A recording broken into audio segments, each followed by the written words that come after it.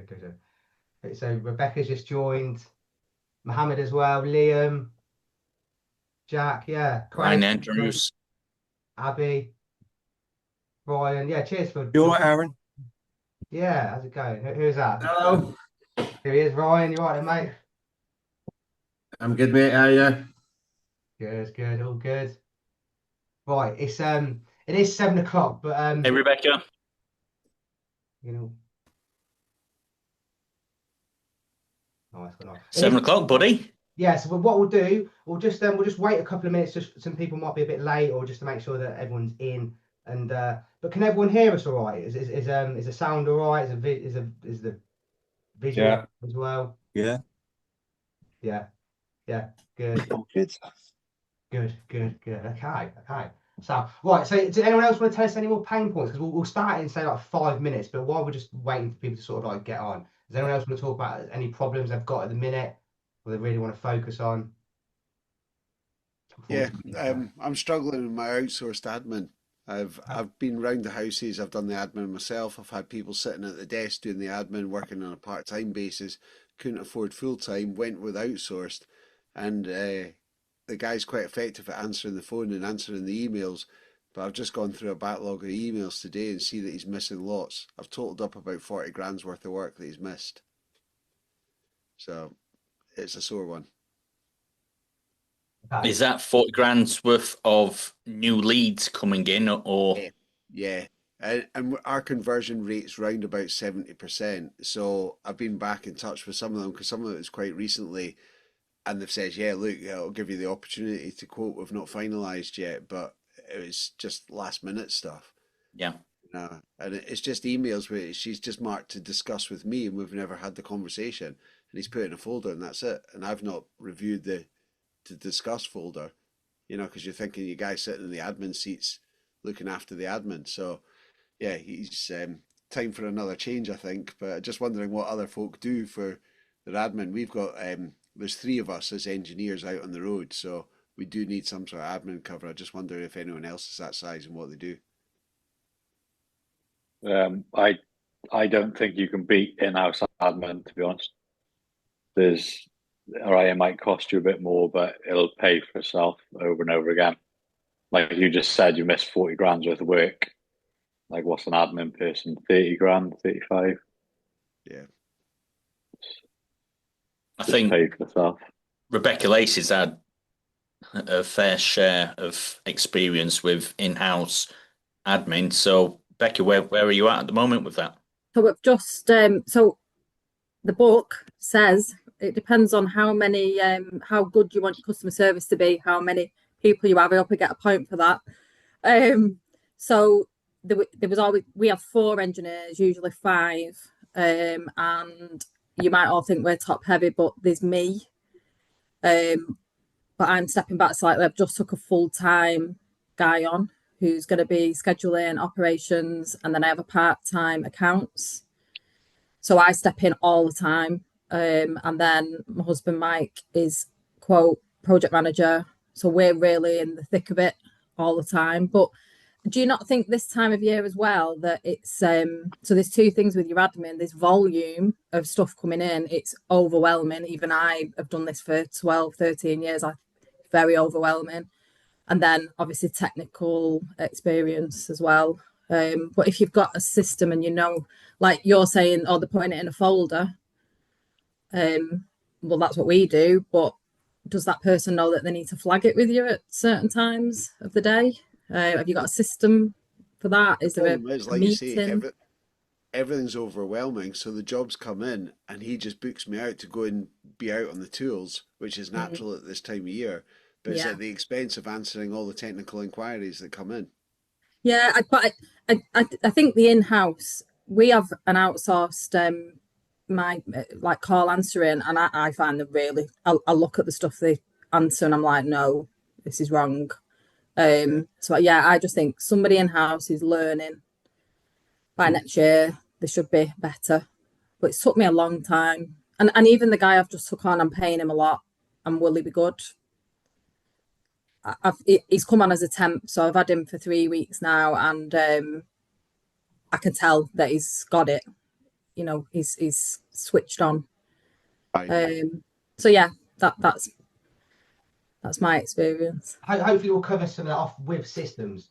I'm very much like, if you notice from reading the book, I'm very much like, don't blame the person, blame the system. The reason why people are messing up is because there's no system in place, yeah, or no correct system. What I'll probably do, I'll probably just start the presentation now. Yeah, so I'll share my screen. Megan, do you want to mute everyone? And then, because throughout the presentation there will be time to unmute everyone to then ask questions. And then before we move on to another section, so it's going to be like very, I want it to be interactive. I want this to work for you guys, but I just need to do a bit of an intro first, I suppose, and a spiel. So I'm going to dive into that now. Right, can everyone see my screen? Yeah, I asked you to mute yourself. So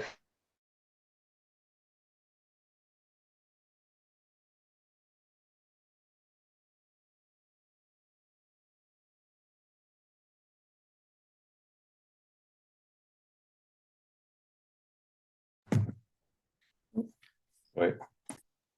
My apologies, I pressed mute all and I forgot Aaron wasn't the host. right, there we go. Right, let me go back. Right, there's always technical glitches. Yeah, the book's quite thick, so I think people are struggling to sort of get through the end of it. So that's what I thought. We'll jump on this. Rebecca Lacey actually came up with the idea of like having a book club, and it's sort of this is sort of like transpired from that. So I do need to thank Rebecca and the gentleman as well, but I can't remember his name.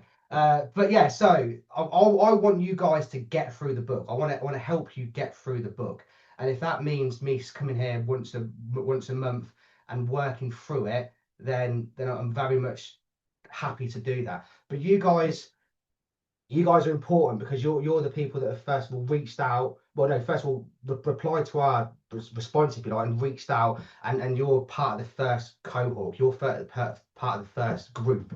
Now, I'm giving this all to all of you for free. I'm not charging you a penny for doing this. All that I sort of request in exchange is like maybe a testimonial for the book, and maybe like a video testimonial or like an email testimonial as well, which I can then use and share going forward, because all the other cohorts which we'll do after this will be chargeable, and the software is $200 per month. So what's going to happen tomorrow is that Megan's going to email you all and give you access to the software, and we are going to give you a demonstration of this software as well. If you're a client of Together We Count, you get the software anyway. But the people that aren't clients, that are just like that are joining on to which is fine, you'll get it for 6 months, but then after that it's up to you whether you drop it or want to continue with it. So I just want to make that sort of like extremely clear from the onset. Right, so excuse me, I've just got over man flu. So yeah, so I do sound a bit croaky. Aaron, sorry to interrupt there, Aaron, because I was just typing back to Ian there. Wasn't it? Didn't hear you say that part of the reason why you're offering this for 6 months is to get this first cohort through and get the videos of the journey. And I guess what you was asking is, well, if you are giving people access to the software for 6 months, everybody would agree to share the journey over some form of video testimony. Did you cover that part? A little bit. I probably just briefed over it, but all these things will hopefully come out will become clear as we sort of move through the presentation, and you can see why I'm sort of giving this away for free. The reason for me to give it away for free is because, firstly, I've never done anything like this before in my life, like presented webinars. So, like I'm usually in my office doing accounts and spreadsheets and whatever. You know what I mean? So this is very much out of my comfort zone. So because it's out of my comfort zone, there's no price, because it's for me. I'm learning at the same time. I'm learning as we go. So please just bear with me if I like stumble or whatever. So yeah, that's why that's another reason why this is free, because I'm learning as we go. Right, but what we're basically going to cover is like today is first we're going to go through a bit of an introduction about SOPs, why they're important. We're going to give you the demonstration on the software as well, so you can see that working in real time. Tommy's also going to jump in and give us share a few slides and talk about AI and systemization. But at the end, I want Q&As because I want this to be very interactive. I want you guys to come at me or come at other people with questions. I mean, the first 5 minutes before we come on, there was a few questions, but expanding on that and getting other people to answer it is important. And that's another reason why you guys are sort of like all in this together, because I want you to sort of like not graduate, but I want you to go through the book together. I want you to be in a safe space where you can ask each other questions within a group. So we've set up a Facebook group which we'll share at the end, where you can again all come together and basically just help each other out. Yeah. Right. So I won't go into my story too much because hopefully a lot of you know about me, but I'm an accountant. I specialise in looking after plumbing and heating businesses. That's come from that's come from being the finance director for a multi-million-pound plumbing and heating business based in the southeast of England. I still look after them to this day. But during the evenings and weekends, I was building up my business to service more clients, if you like, and it's just grown and grown and grown. So that's the sort of like the past and the present, but the future is going to be hopefully helping businesses systemize their business so it can work without the business owner. Don't get me wrong, we've still got the accounting side there as well, but I've systemized that business so that it's freed up a lot of my time. So a lot of things which I'm talking to you today, I'm doing it in real life. So, and it sort of gives me time to write a book, to have a family. Do you know what I mean? To still go CrossFit and do what I need to do because I've systemized the shit out of what I do in life. And business. So why did I write this book? So this is this comes down to frustration. So because I look after a lot of plumbing heating businesses, someone would ask me for a resource, which then therefore I'd go away and produce, but that would also help another plumbing heating business. So what's that's done over time, it's just created like a library of resources. Now this library got quite big, and I was sort of like trying to let people know, I've got to look at this library I've got of resources which helps plumbing heating businesses, like jump on this, but no one was really jumping on it because they didn't really get it.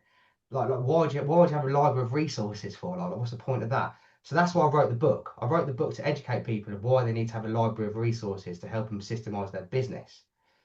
So the two sort of like come hand in hand. So what I suppose the book does, it will help you grow your business, but grow it successfully so you're thriving, not just surviving. I want you to grow without burnout. Like every couple of months, I'll get a phone call off a client or a plumbing and heating business and just saying like that they want to jack it in, that they're done, they're burnt out, and there's no need to be. Yeah, there's really no need to be. Yeah, but you'll sort of need to understand why you don't need to be. The reason why you don't need to be burnt out or doing everything which under the sun is because you need to have, if you really want to grow a business, you need to have people which do everything for you or for the business. So yeah, I want to make sure that I no longer get these phone calls of people that are disheveled and pissed off and ready to throw the towel in.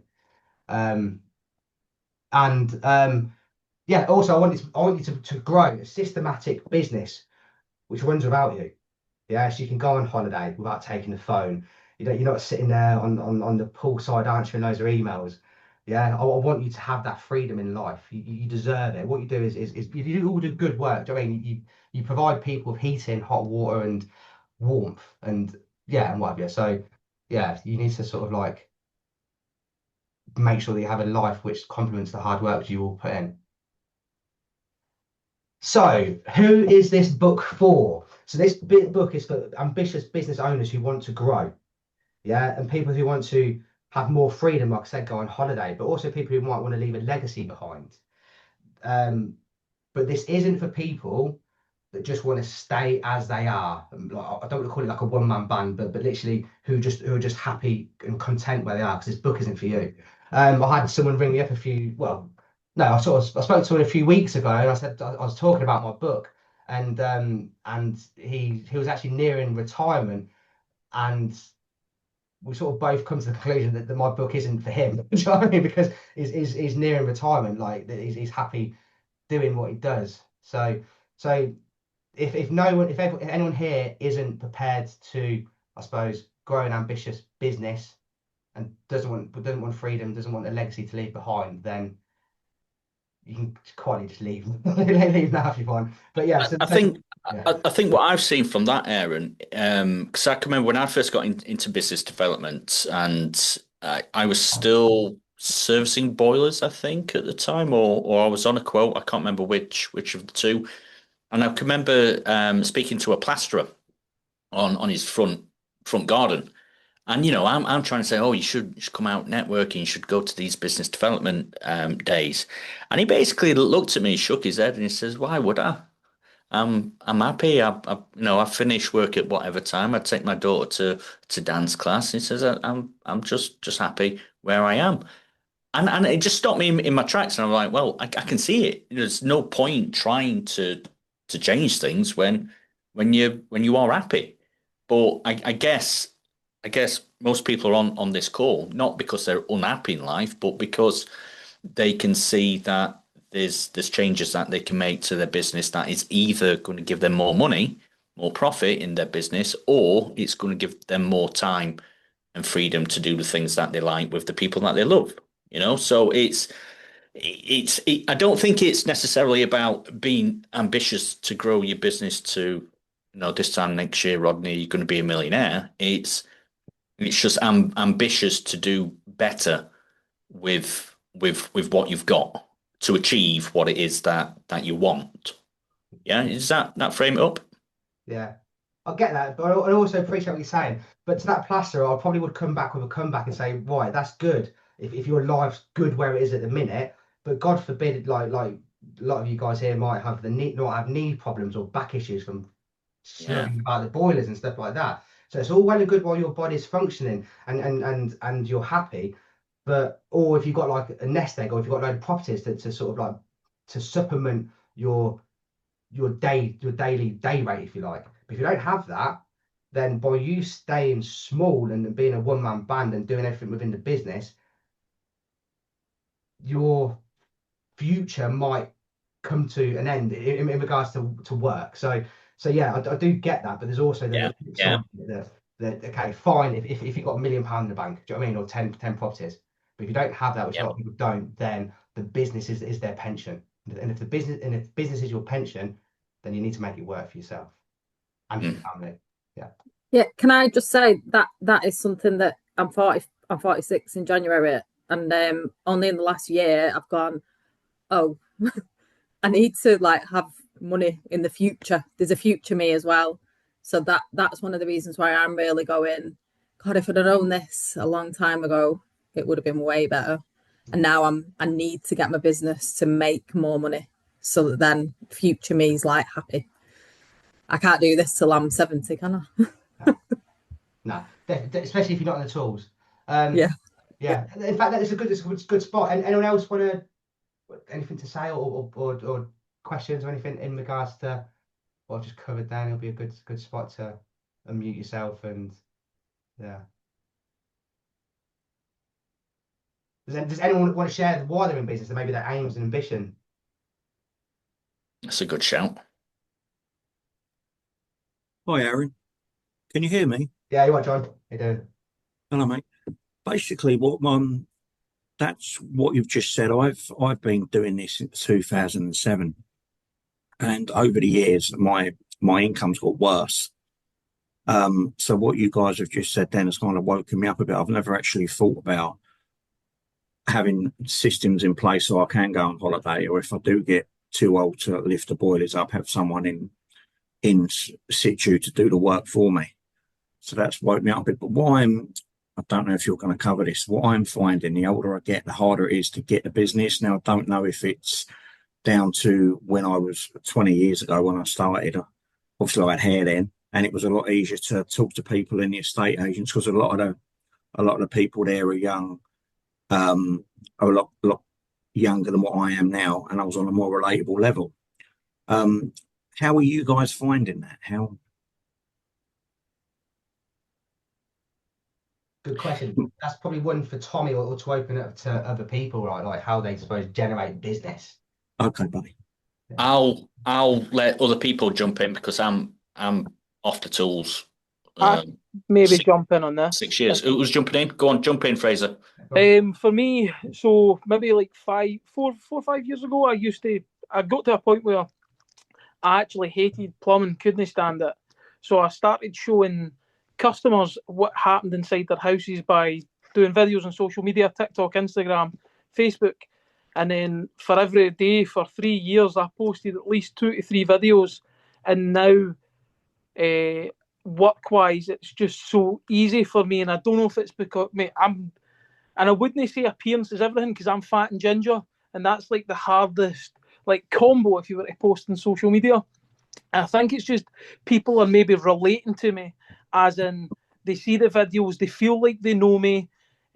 Sometimes I would post like my family, my home life, and people just seem to relate. So when I go to jobs to price a job, 9 times out of 10, I'm the only person pricing that job because they've watched my videos on social media for maybe 1 to 2 months, some for a year to 2 years, and the videos that I've been creating for 3 or 4 years weren't for next week's work or next month's work. It was for work in years down the line.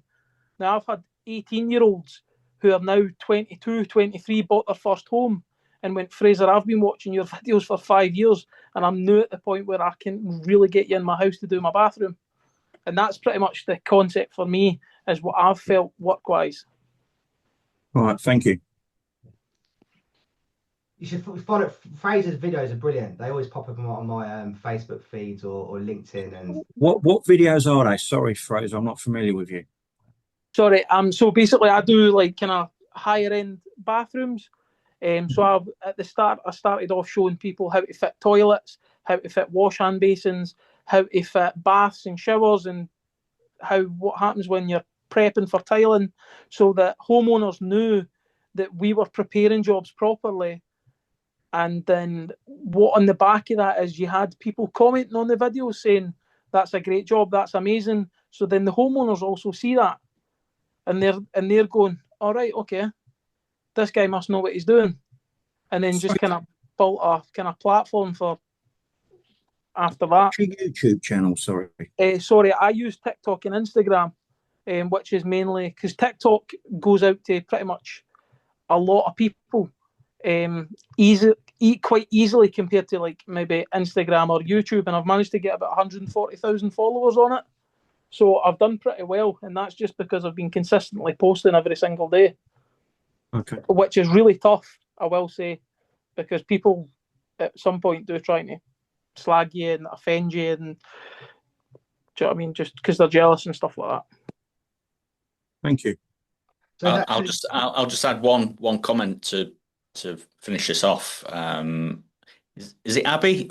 Abby, that's what's up on your name. Yeah, sorry, that's my wife. I'm not very good on the IT side, so she's I'm John. Hey, John. John, I don't think your age or my age or other people around the room with grey beards, I don't think it's their age that is smiling. That causes a problem. I've been in the industry 19 years, and the industry has changed. So how people used to get work back then had nothing to do with whether they was a little bit thinner and got hair and winked at the person in the estate agent. It's just the way that business was 20 years ago, and how it's just got more and more digitalized, and how the people that are buying houses and are therefore your target customer, how they use marketing, how they use the internet now, how they'd rather talk on WhatsApp a lot of the time, So I think it's just a case that the world has moved along. It's got nothing to do with appearance. And if you can learn how to or work with companies that can get your website, your brands into people's pockets and into their phone. I'm looking for my phone here. You're trying to get onto someone's phone. That's what you're trying to do, not get into somebody's face. You get into somebody's phone first, and then you'll have the opportunity to stand in front of them. And at that point, all what they care is, do I trust you? Are you talking Good point. sense? You know, are you talking sense? Can you do it? He looks a little bit more experienced than that last person. I'm going to go with the experience. That's how it works. Yeah. I mean, we would absolutely just snap your hand off if you approached us and said, I'll come subcontracting for you.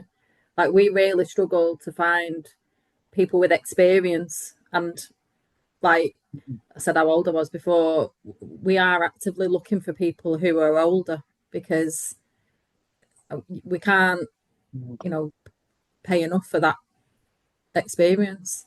So maybe, if you're not looking online and stuff, that's interesting for me because we've been advertising for so long, and it's like, if people are older, are they not looking where we think they would be looking?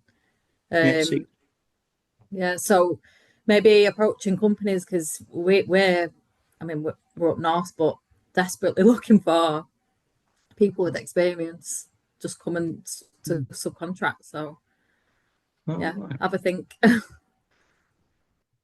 Okay. Right, cheers for all that. One of the things I sort of picked on one from what Fraser was saying about his videos and stuff like that is it gains the know, like, and trust factor. So people see content of you doing a good job, yeah, and it's sort of like it means that they know you, they like you, and they trust you. And if people are sort of like lining up to have your services, you can charge a premium. Yeah, if you've got a waiting list, if you can't do a bathroom or boiler, well, maybe definitely a bathroom, but boiler installations seems to be quite, you need them quicker. But definitely bathrooms, if you can charge a premium if someone's got to wait 6 months because you're in demand. So yeah, it's definitely sort of like if you can oversubscribe. In fact, that's a good book actually. Reading Oversubscribed is a book. But we do cover off a bit of marketing.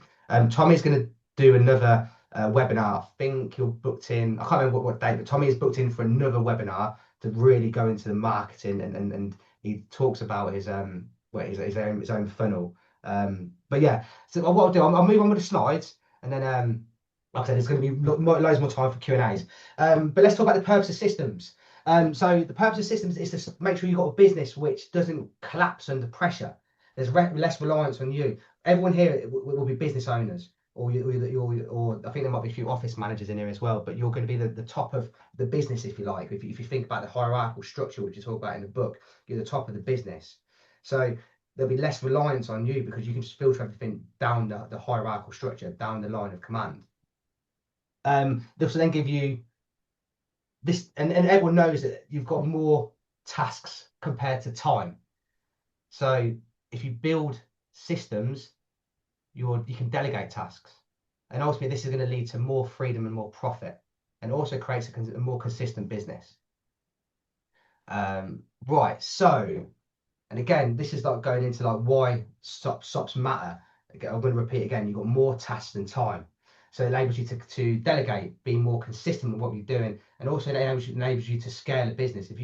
So we'll go to the definition of in fact, let's go to the definition of an SOP. The simple definition of an SOP is it's a documented way we use to get shit done. Yeah, so you document how you do something within your business. I'm just going to read out this more detailed, I suppose, description of an SOP, but it's a step-by-step set of instructions that explains how to carry out a routine task or process in your business. It sets out what to do, how to do it, who does it, and by when. So the task can be done consistently and correctly every time, no matter who's doing it and by the deadline. So the key points which I've sort of said in that definition is what, so stating exactly what it is you're doing and what you want to achieve, how you need to do that. So this comes into the step-by-step guide of how you do it. And in the book we talk about the KISS concept: keep it simple, stupid. Yeah, you need to design your SOPs so that anyone within your business can adopt it and do it. It's really important when you are writing systems that you state who that system is responsible. So who needs to do it. Also, if that person has done what they need to do, who does it then go to get reviewed or signed off or finalized? Yeah, so it's really ensuring that you've got your chain of commands strict in your business. And also when does it need to be done by? I'm often telling staff, and Megan will adhere to this, I'm always telling people to do stuff, or I often forget to tell them the when. So if I ask someone to do something, they might do it today, they might do it tomorrow, they might do it next year. You always need to tell people when the deadline is. So that's the main definition of an SOP, which we will cover in the book.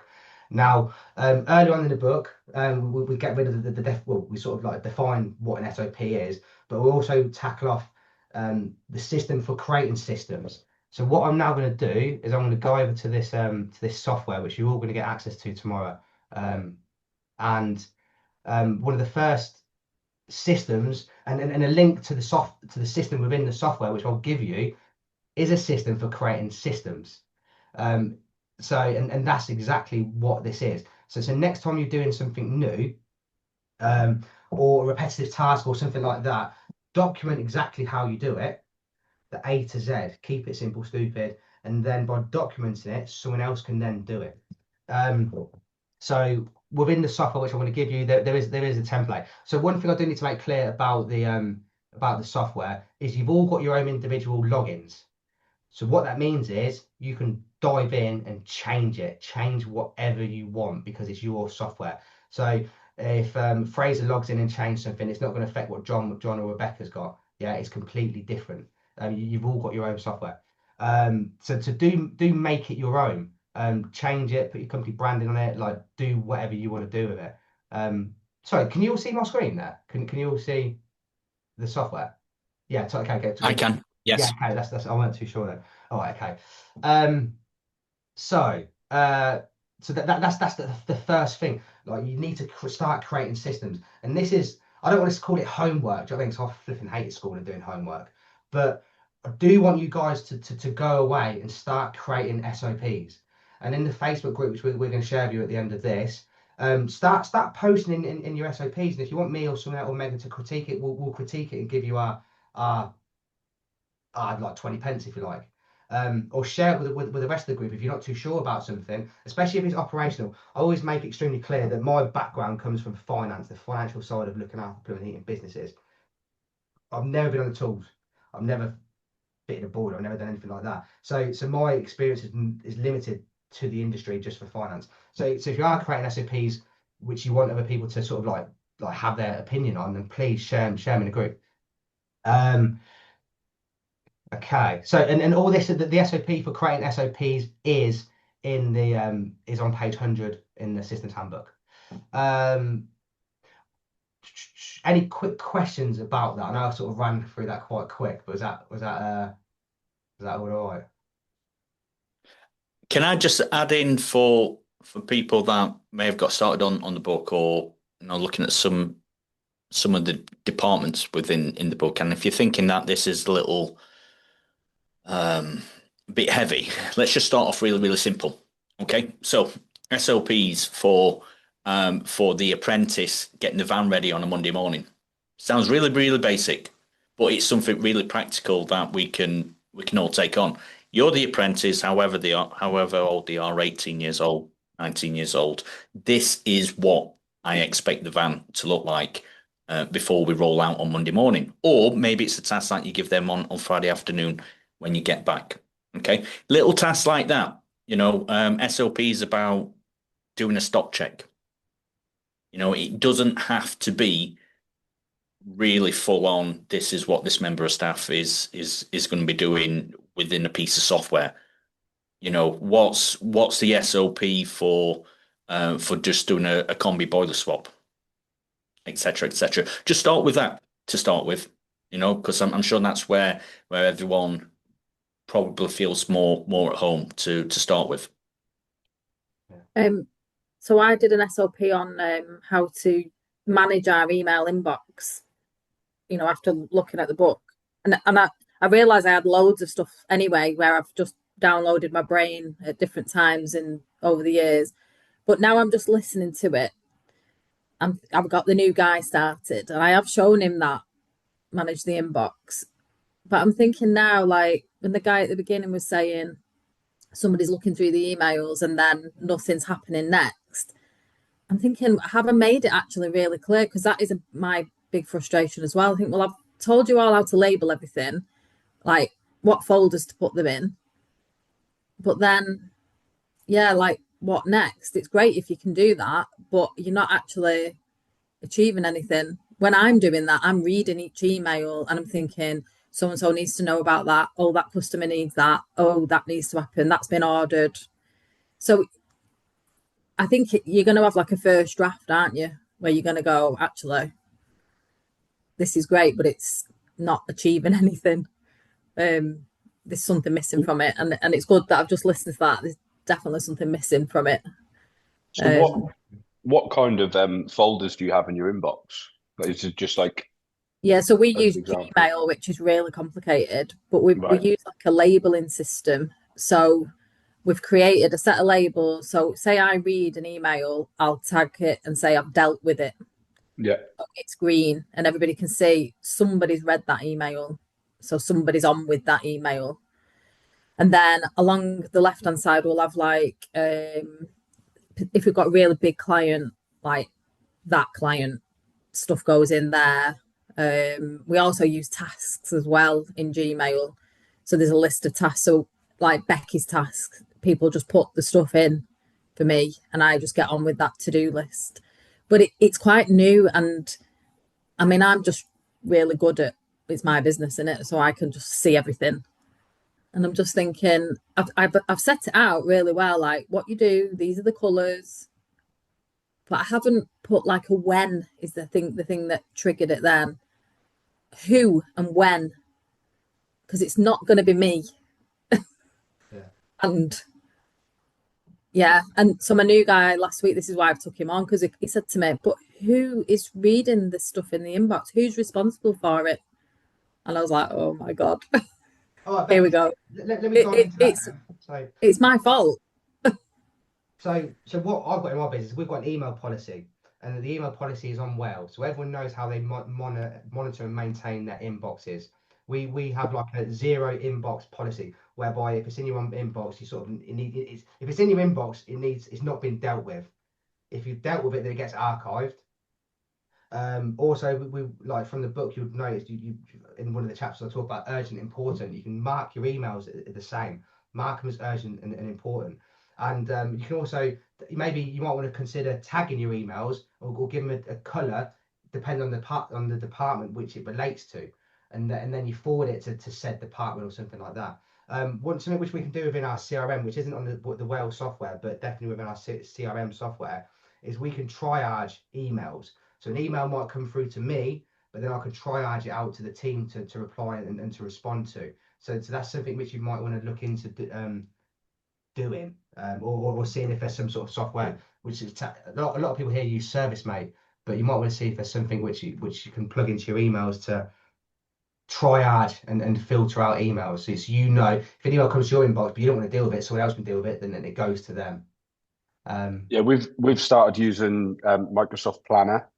So I use Power Apps, sort of made things to manage the jobs, but I know from an email you can just ping it over to Planner. So I guess it's having a planner. You can then put who needs to do it, and then you can put a due date, something like that. Yeah. And the delegation triangle. So the who, what, when. Yeah. So it's marking off those three things. If you get an email, you need to forward it to someone. So who, that's obvious. That's who you sent the email to. What they need to do, they need to apply to so and so, and then when, by what date. Yeah. And then it might just be a case of you've got a simple I don't know, to-do list spreadsheet where you mark down this email's gone to that person and they need to reply by so and so, and you can check back on people to make sure that they've replied. But basically, there's many ways to skin a cat, but it's just doing something within your business that works. And obviously, Ian was saying that his VA wasn't getting back to inquiries. So really dive into why. What the hell can we do to sort of like fix that problem, or make sure that it's someone's responsibility to fix that problem. I mean, within our business, we've got a couple of email addresses which quite a few people dive into and deal with. And if they can deal with it, they'll deal with it. If they can't, it comes to me. So I know that if I'm getting something from a certain email address, it's because other people have looked at it and haven't replied to it. So therefore, it's one for me, which is fine. We're all the head of our businesses. Do you know what I mean? Like, there is going to be things which other people in your business can't deal with or can't do. Just make sure that if you are replying, you maybe CC the person who's forwarded to you, so they can see how you've replied or what you've replied with, and then systemize that response. So next time that same question or same query comes in, you don't have that headache. all what I want you to do, and the whole point of systems is to clone yourself, clone everything which you do, to ultimately delete a job, delete yourself. So you basically you're replicating yourself and then deleting jobs. That's that's the whole purpose of the book, is to clone yourself. What I actually do then, I'll move on to like another example of an SOP. So again, we'll go onto the software, and on here we've got this happens in everyone's business. You get prospects that come in, so it's having an SOP to make sure that people know how to manage those prospects.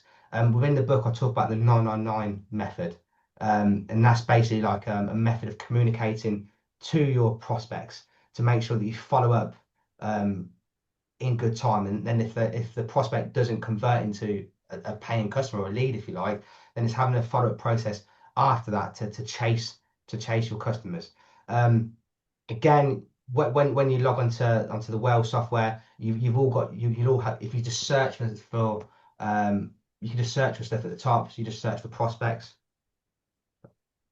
and then all in the search bar, and then it'll come up. You just click on the SOP. Now, again, there's a few like email templates here. We've started off with Dear. Now, some people are not from the 1980s. You know what I mean? So you might just want to change that to Hi.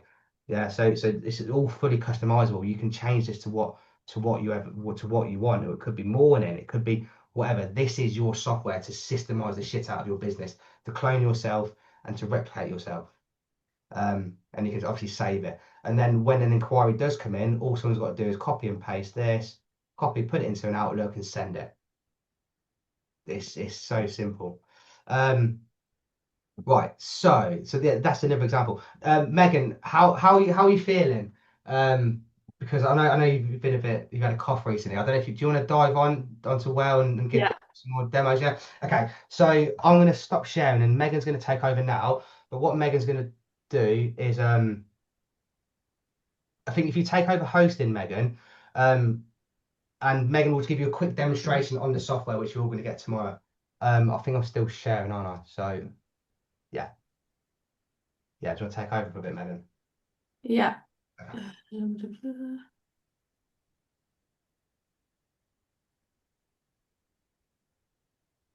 Can you all see this dashboard? Yeah. Yes, mate. So you'll be getting this version of Well, so it's full of all the different content that we add. So it starts off with the board, and obviously this is how we've sectioned it, but obviously it's all customizable down to your business and how you work.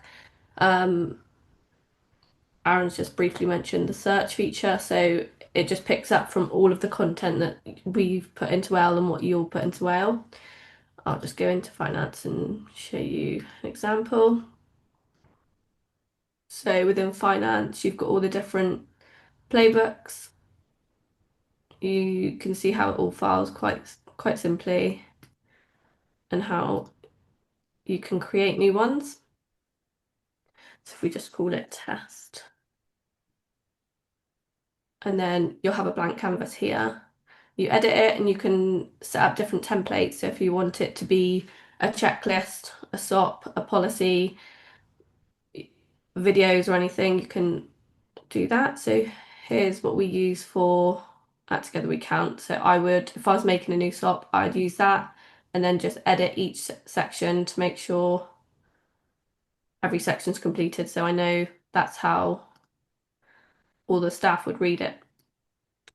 A new thing that we have also found on here is something Aaron's mentioned about creating like a manual. So, for example, you're onboarding a new member of staff. I'll just do it in this one because I'll delete it after. But say there's different playbooks from different sections of the business. So you might want something from finance, something from HR, something from marketing. You can tag it all in one thing. So it's in a process where you give that one manual to the member of staff and they have that all in one area. So they don't have to go looking for things. So you just literally do a hashtag. And then you can search for all the different SOPs that you have stored in your business. So if I just do a couple of random ones, I will show you. So then we'll save that. These all then in a manual. So you could open it up, go back, then it'll take you to the home working. So that's the stop there for home working, checklist procedure. If that makes sense to you all. So there's lots of ways you can work it. So there's also this feature up here called Ask Alice. It's essentially AI built in to the system. So if you want to find, I'm trying to think of something off the top of my head. Facebook marketing. So say I want to start something on Facebook, I can search it in here and it will basically analyze, something that's not worked. It will basically analyze all of the content that we or you've inputted into well, and it should give you an answer. So I'm trying to think of something off the top of my head. Aaron, can you think of anything? Yeah, so maybe a quote checklist or something like that, or quoting tool. Yeah. Quote tool. Yeah. Mine's gone blank because typical stage fright, isn't it? It literally. It's not going to want to work.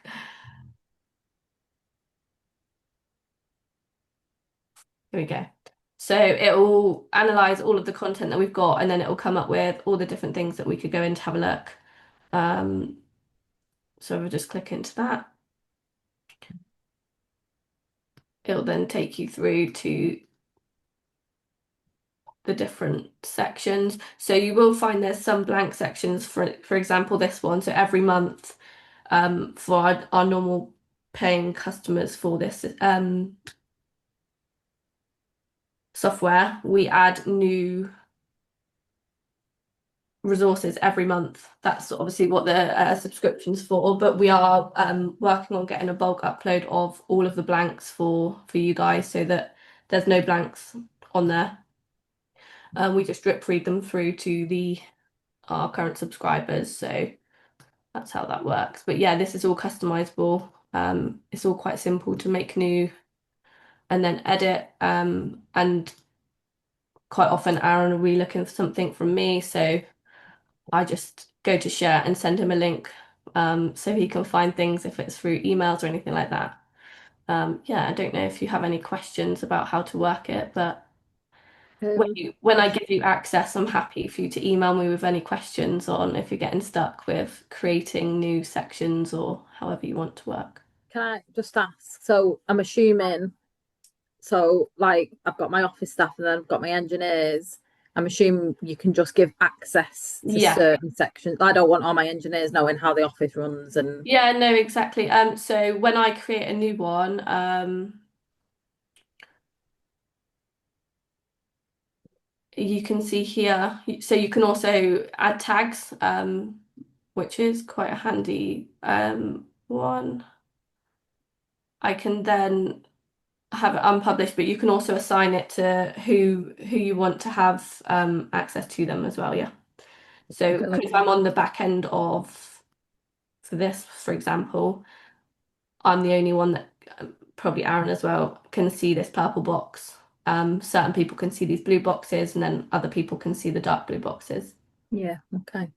Yeah, that list that you just did, like picking the different one, that is exactly what I've been thinking for me. Like I took this guy on and I was still recruiting, but in my head I was like, by the time I've recruited, I'll have the things that are relevant to that person. Obviously that's not happened. But yeah, it's really good because I was thinking, yeah, they just need to know. Yeah, it's really good. It's got the Ask Becky feature, hasn't it, Tommy? And I was saying I need like an Ask Becky, and it's there. Yeah, the whole point of that feature is that people, instead of coming to you, like the business owner, people ask the software. They ask the software, where is this document? How do I do this? What do I do in this situation? As long as you've written this document or an SOP, how to do something, then people can just ask the software. So therefore, it's saving you time because they're not disturbing what you're doing, and they can find the answer quickly. And you know that the answer they're going to get is published. It's published in your library. It's published in your business. So Megan, cheers for doing that demonstration. I really appreciate that. There is a load of blank documents on here. The reason why they're blank is because some of the documents you need to upload yourself, or if you choose to adopt them. So do see this as your blank canvas of how to run your business. Yeah, talking about users as well, we'll have to check how many free users you get with the free subscription, which I'm giving you, because if it's more than a certain amount, then it will be payable. So yeah, because like I keep saying, because it is free, we are restricted to amount of giveaways. I think we would probably like roll it out to the office. There's just a little team in the office first, because I can see my new guy really loving this, and then when we're ready, yeah, we would add users in. So yeah.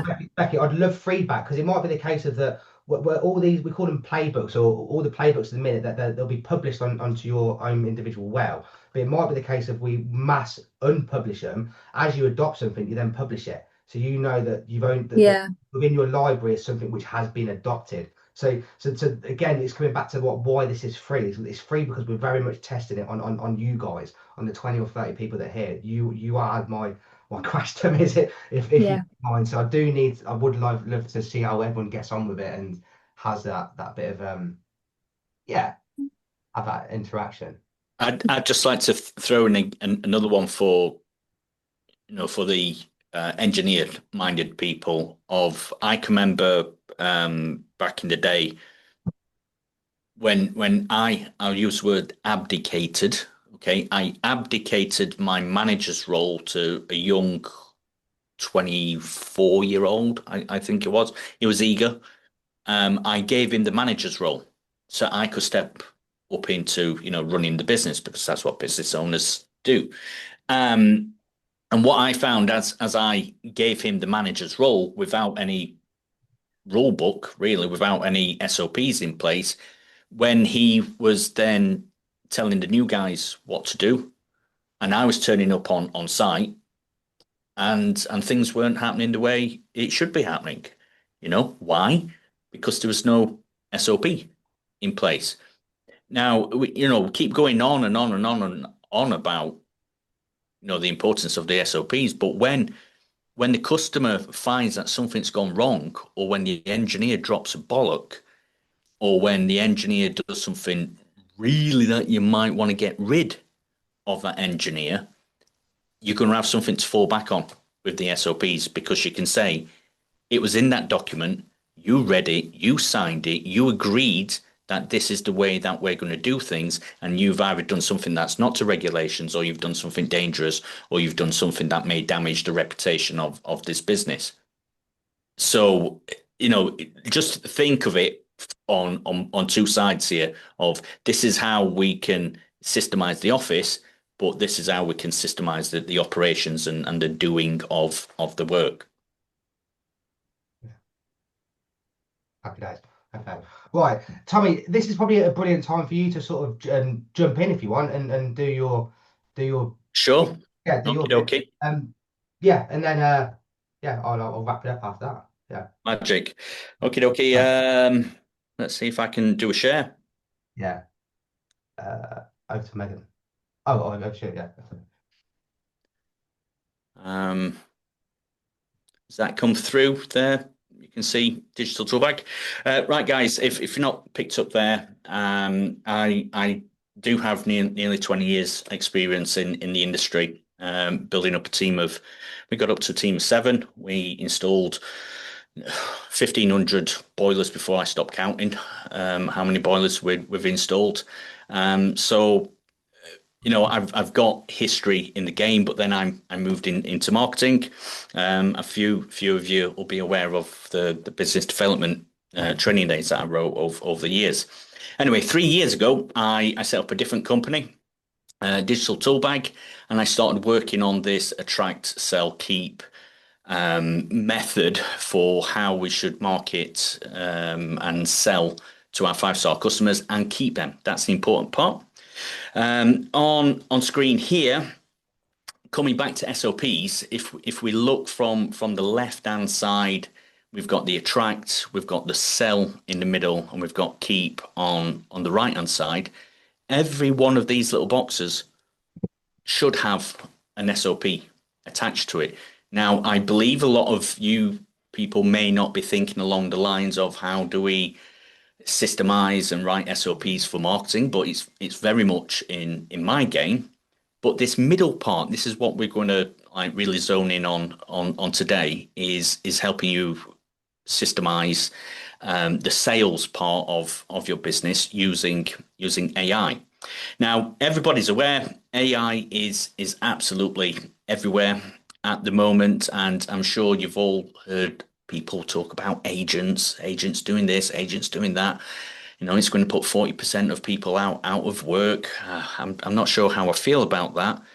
What I do know and what I do feel is that it's happening here and now, that we can start deploying, building, and bringing AI agents into our heating business. I've been testing it out on the heating business that we're about to sell for the last 9 months, and we've started installing it into I think we're up to about 15 other installations now.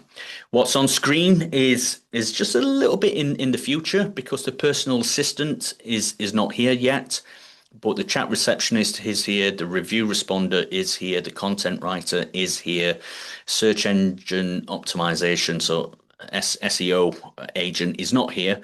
But what I have seen from other people building the system over in the States is building out sales agents, building out quote agents.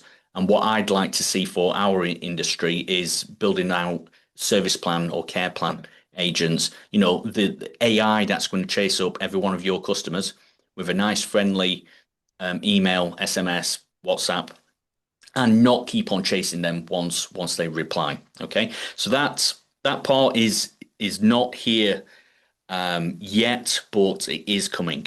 What we're going to look at today is a chat receptionist, because that is here and now. I'm going to give a little live demo about how an AI receptionist can qualify and answer questions from your customers.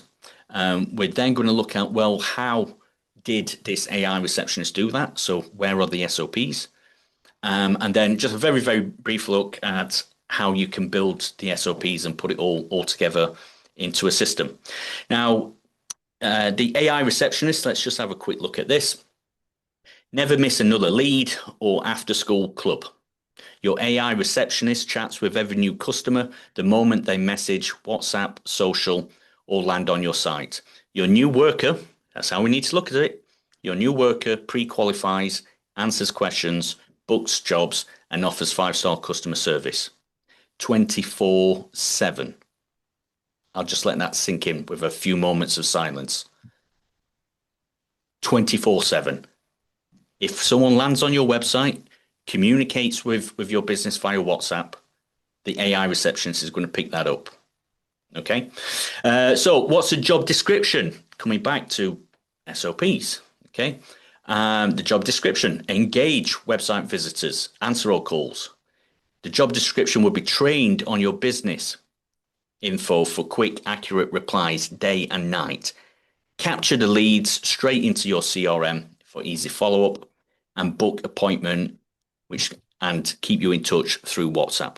Okay, so that's a brief overview of what this one agent can do for your business. I'm going to give a live demo in a moment, but we're just slowing it down for a moment here. How an AI receptionist qualifies and answers. Well, step one, we're going to greet every customer and identify what they need. Is it a heat pump, a new boiler, a repair, book a service, or just help on topping up the water pressure? How many times do you have to have that phone call? You know, John, Abby's husband, how many times does somebody phone and say the boiler's not working? And one of the first things we're going to get to is water pressure.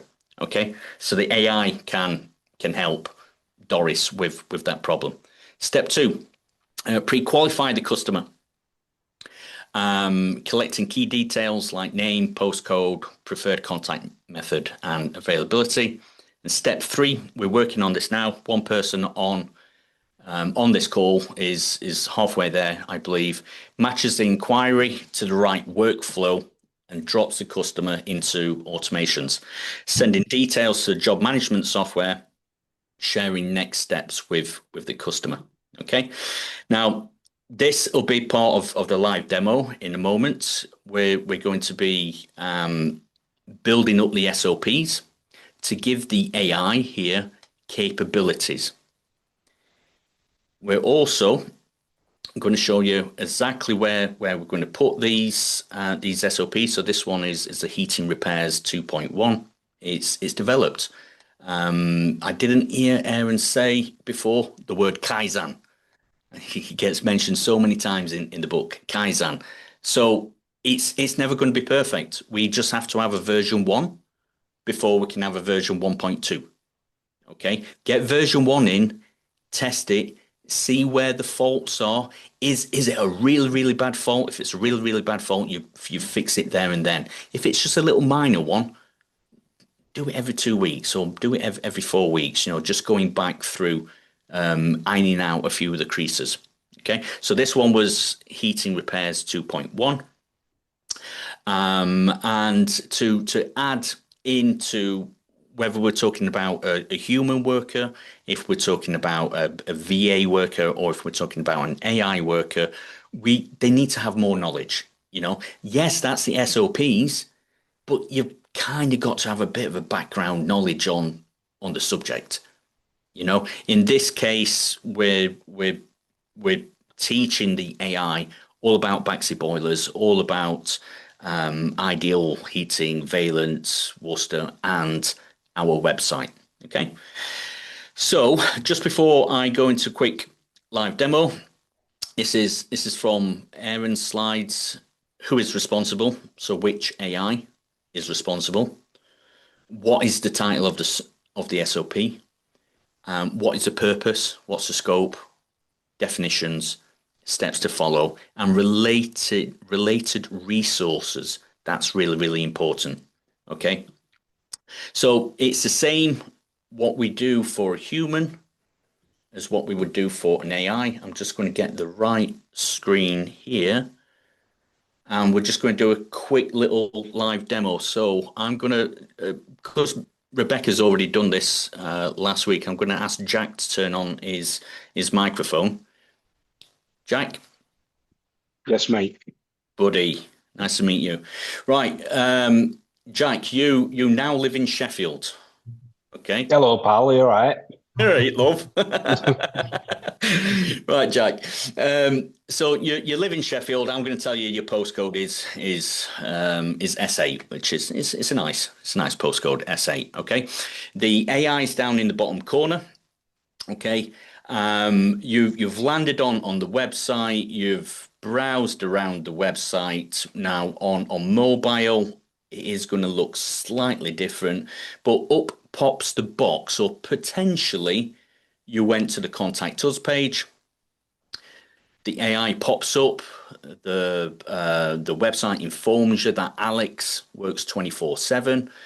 It tells you, hey, you can talk to Alex 24/7 in the box, or you can click on the WhatsApp.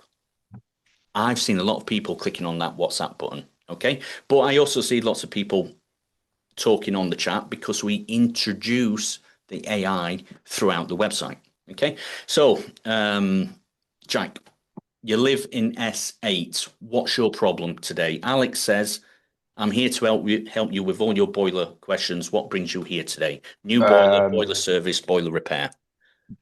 Say no heating and hot water. Okay.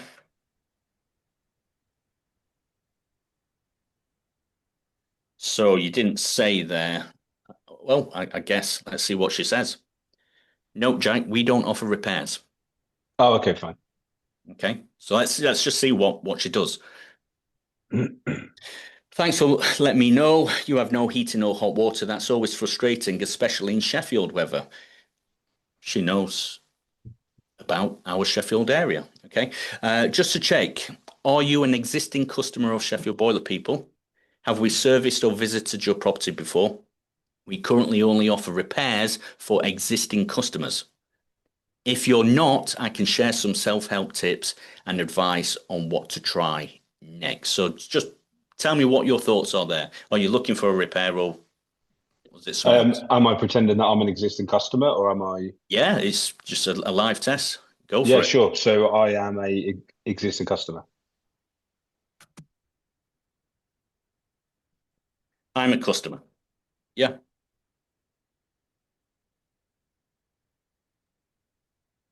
Now we'll try not to keep this demo too long, because Aaron's got to wrap this up. Right. Thanks for confirming you're a customer. Let's get you warmed up as quickly as possible. Could I take your full name to get you started? Jack French. Jack French. Okay. So she's going to start going through some pre-qualifications here. I guess it's probably looking for me on your customer base. No, it's not that sophisticated yet, but we're going to get there, Jack. Thanks, Jack. Could you please tell me your postcode? I'll make sure it's formatted correctly. Yeah, I mean, I wouldn't know one. S8. S8. 1 JF, your name. Okay. I've seen instances of this where the AI says, oh, that's a nice part of town. Right, great. Thanks, Jack. Fastest way to reach us is via WhatsApp. Okay, click on this link to WhatsApp us. You can send us photos or a quick video, which really helps us diagnose the problem faster. If you don't use WhatsApp, no problem. We can phone or email during office hours. Which suits you best, WhatsApp, phone, or email? Yeah. So if it was me, I'd go WhatsApp. WhatsApp, please.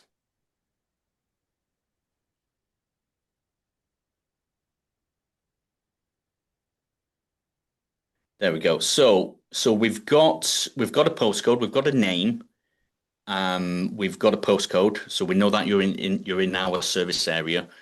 We know that you're an existing customer and you want to be contacted on WhatsApp. Okay. Could you please confirm the best phone number? You can give me a wrong number if you like, mate. I'll just give you my number if you want. 07907 07907 022 680. 680. Okay.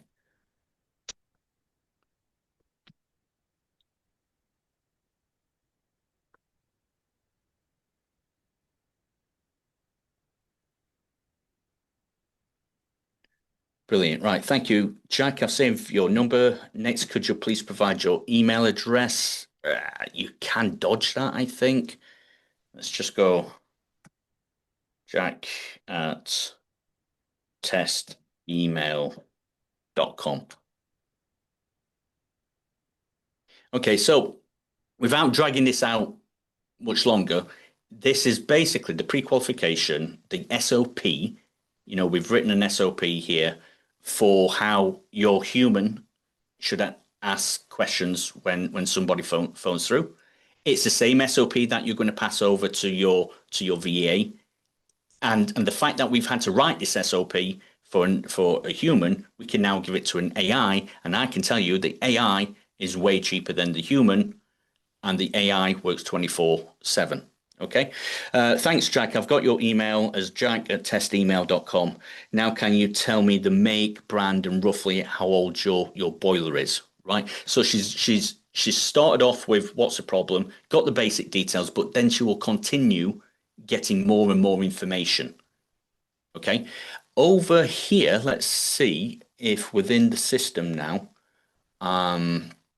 if I go to conversations, there you are, Jack. Everything's within that system.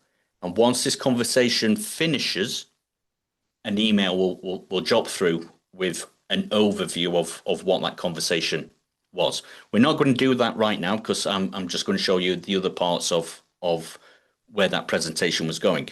So so how we do this within the system, here she is, we call her Alex. We've built SOPs here. So this is now currently the V4.2, where we've added AI receptionist response timing because we found that the AI was butting in a little bit. So we've written a separate SOP about you shall not butt in when we're talking to a human. Okay, we've added this part about heating repairs because we don't offer repairs. We do service, and we will repair for existing customers, but not for new customers. We've added an SOP about the holiday shutdown, and to show you how we would do this, I started with ChatGPT, okay, 9 months ago. But over the course of 9 months, I've been going back and forth with ChatGPT, refining what the prompt would be and refining what the SOP would be. So when we found that she kept butting in, we needed to write a new SOP about that. When we found that the current prompt was not talking about boiler repairs correctly, we wrote a new SOP about how to deal with boiler repairs. So we wrote it, copy and paste, and then back over here, I think we were going, look, this is just out of Aaron's slide. What's the name of the SOP? What's the description of the SOP? And then paste in the prompt there. For you that are super geeky, yes, you could add a tool and get out via API into ServiceMate, Commusoft, Payaka, whatever job management system you're using. Finally, to add to this knowledge base, other than the what is the prompt or what is the SOP, we're including the manufacturers that you're working with. So if we came back here, Jack, what boiler have you got in your house? Do you have a boiler, or has Jack got a heat pump? I've just bought a new house, and I think it's got a Viessmann. I don't think we've got a Viessmann. Let's pretend. Oh, fine. Sorry, I've got a Valent. Valent, go on then. You've got a Valent. Fair, I wouldn't have picked Viessmann. It's just what was in there. What's that? What's that common Valent fault? It's F75. Yeah. Right. So currently, my boiler shows F75 code.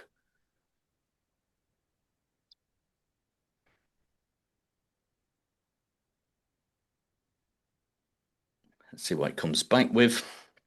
She might ask, well, what's the brand? She knows. Thanks for sharing. The F75 error codes on Valent boilers means the pressure gauge is too low. Blah, blah, blah, blah, blah, blah, blah.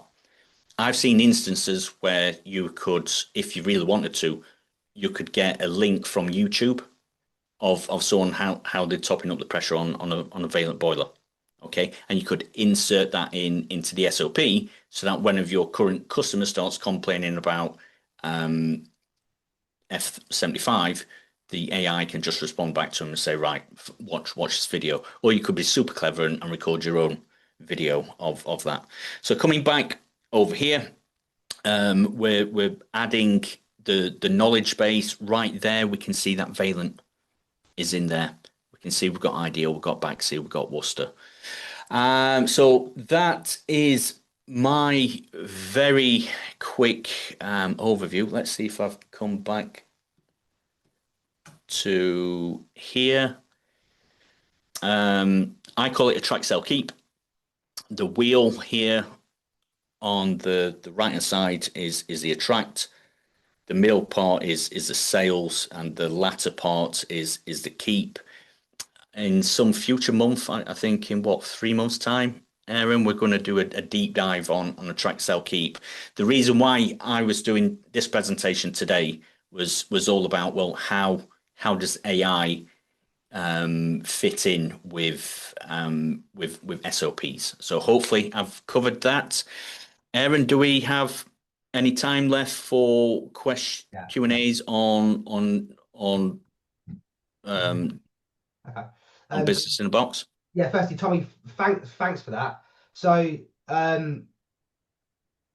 basically, when getting it all together, I wanted to really see how the next 5 other sessions will span out. So I really want to know, like, if I give you a couple of options, what do you guys want out of this? Do you want demos on Business in a Box software or other guest speakers to join us? Because we have got other guest speakers that are going to join us throughout the next 6 months. We've got Whale who are joining into the software, which you're going to get for free. That they're joining, and they're going to dive into all the magical features. That's going to be in January, so they're going to jump on in January. I think I've got Wayne Bettes jumping on in March. Tommy's going to do another one to really dive into the marketing and the sales funnel. I think Philip, you asked about sales funnels earlier, and also John, like you asked about selling as well and marketing the business. So I suppose the question is, do you want more demonstrations on Business in a Box, or do you want me to run through the book and we'll chunk off a section of the book over the next 5 months? So I don't know if you want to just maybe, like, if everyone wants to pipe up and say what they really got use of out of this session and what they want more, because I want this to be for you guys. Yeah. I think for me, I think having it as having a section of the book, and like, although you said like not having homework, like not to sound like a teacher's pet, but I kind of want homework because I want to be accountable that the next time I come here and we say, oh, have we done 5 SOPs? And I say, no, I haven't. And I look like a twat. I would have done the 5 SOPs. Yeah. Does that make sense? Yeah. Yeah. Do we need to establish what SOPs we will do? Because obviously, that's a good point, Jack. But maybe just before the end of the session, we say, okay, guys, let's do 5 SOPs on servicing a boiler, or I guess it's hard to do because I guess everyone's different, aren't they? It's hard, I don't know, but yeah. Okay. It's possible that we all have our own sections, and I come back with 5 on sales. Someone comes back with 5 on finance or operations. If we all have bring something back to the table. Okay. May I suggest everyone sits down with a cup of tea and thinks, where's the biggest problem in my business that I can fix? And fix that first. I would argue start simple first, and then think, right, where's my problem? Where am I losing the most amount of time? And I don't think there's any problem between 2, 3, 4 people all coming up with an SOP that's similar. Because if it motivated them to create the SOP in the first place because they knew that that's what the problem were in their business, it gets done. And potentially the next person, Lewis, for instance, comes up with something very similar, and then you put them both together and think, well, oh yeah, I didn't think about that. And merge them together. And the more people of this cohort that can stick together for 6 months, we're going to get to the end of it as a team. And I don't think anyone's going to be walking away in 6 months' time with a fully finished, this time next year, Rodney, we're going to be millionaires. But as a group, we're going to be in a much, much better position because we've all worked on what it is that motivates us. And some people will be more, technician minded. Some people will be more operations, office minded, and some people will be more marketing minded. But we'll all put his ingredients in. I think the having so many to do would be really useful because I really need motivating. So, I think maybe if I've got homework, then happy days. It'll make me do it. I guess if I'm thinking, if I do like 10 SOPs, whatever that might be, because it could be easy ones or hard ones, but for me, because I've never written one, I don't really know where to start. I sort of feel like I've got writer's block. But if I have to do 10, producing 10 shit ones, at least you start somewhere, I guess. Okay. So how about this then? Yeah. So first of all, Megan will give you a link to the SOP template. So you'll get that. So the first thing I want you to do is write out is edit that so it's in keeping with how you want to produce SOPs within your business, right? Then the next thing I want you to do is create SOPs for 5 things in your business which you do not like doing. Yeah. So something which you do which you hate doing. Yeah, that's what I want you to do. Go away and use a SOP template to then write some SOPs for jobs you don't want to do, and then and upload them to your individual and your individual well accounts. The next thing you can also do, say if you don't want to do 5 things which you don't like doing, create SOPs for things which you do a lot, which someone else can do. Yeah, so it could be answering the telephone, it could be like dealing with emails, like Rebecca said. It could be, I don't know, Fraser, if you're getting loads of inquiries, it could be having a systematic routine of how to deal with those inquiries. What questions do you ask? Lewis, you said you struggle finishing jobs and people finishing them on time. So what can you write within your business to make sure that people are finishing their jobs in time? I can't think of anything off the top of my head, but these are all the pain points which people sort of came to me like at the start of the meeting. These are all your troubles. Alleviate your troubles. Literally alleviate them. Yeah, so another bit of homework, and I think Ryan said that he really wants to run through the book. So early on in the book, we talk about like your vision, your why, what's your purpose, right? So that's another thing. If you can all go away and literally tell me why you're in business. I mean, there's someone here. I'm not going to name his name, but I know he wants to go to I think it's Peru and go see the Inca Trail or Machu Picchu. I can't pronounce it properly, but that's someone's why. That's their reason for being in business, to be able to, I suppose, have the resources to take their family and have that once in a lifetime trip. So read that section of the book and come at, like, tell me and Megan individually. I don't expect everyone to share this as a group if it's quite a personal reason why you're in business, but send it to me or send it to Megan in an email or whatever. But the whole act of you sending it out or writing it down and doing it sort of brings it to surface and sort of like helps in the why you're here, why it is you do what you do. Yeah. Okay. So we'll have a mixture of running through the books and also giving you homework at the end of it and accountability. I think that's the consensus. Unless anyone else wants to add anything else. Just for somebody that's never written a SOP before, I've had to do it a few times. If you're training somebody on the admin side, you teach them how you want the phone answered, how you would book a job in, how you'd get their details, how you'd write a job description for the engineers and all that sort of stuff. So if you're thinking about anything that you do that you'd want to train somebody else to do, that's basically your process that you're thinking of.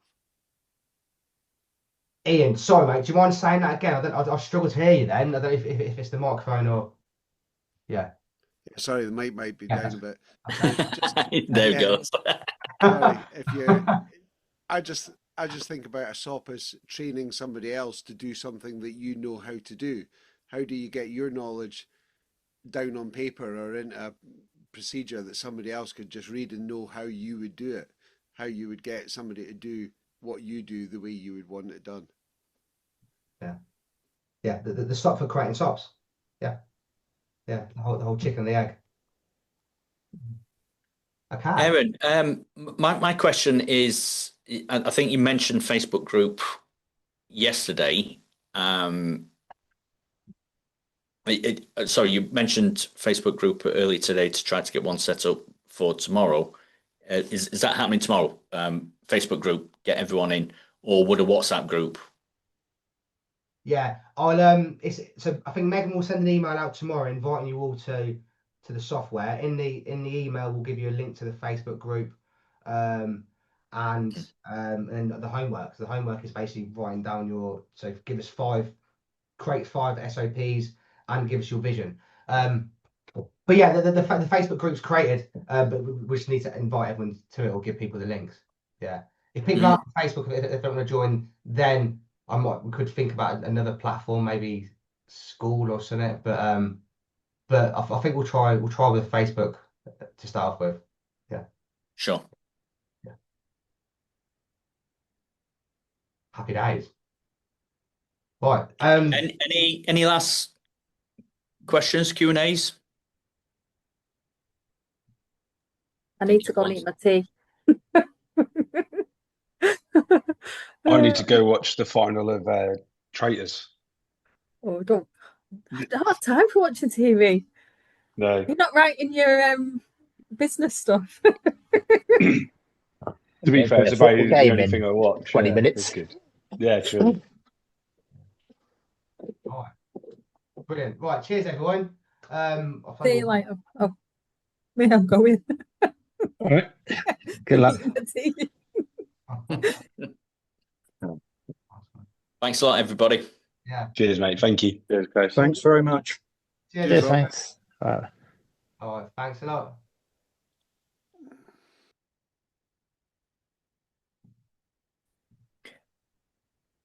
Aaron. Yo. I'm not coming down to yours for beer, Tommy. Come on down. Yeah, well, actually, yeah. I'll be 2 minutes. Yeah. Right, Aaron's like literally a short dog walk away from this desk right now. Let's get walkie-talkie. Yeah. Right. Thanks a lot, everybody. Craig, I'll catch up with you on Monday. Craig. All right. See you later, everyone. Bye. Bye. Thanks a lot, Megan. Megan, thanks for helping us there. No worries. Speak to you tomorrow. Yeah, sweet. Darren, take it easy, mate. All right. Yeah, Megan, I'll call you tomorrow. I'll call you in the morning. Hope you feel better. Thanks. Bye. All right. Bye-bye. Bye-bye. All recorded. Yeah, I've had to do it on Looms and it's also recording on Zoom as well. So yeah, I've belt and braces. Right, I'm coming down, Tommy. Yeah. See you in a moment. Bye-bye. Cheers, mate. Cheers. Bye.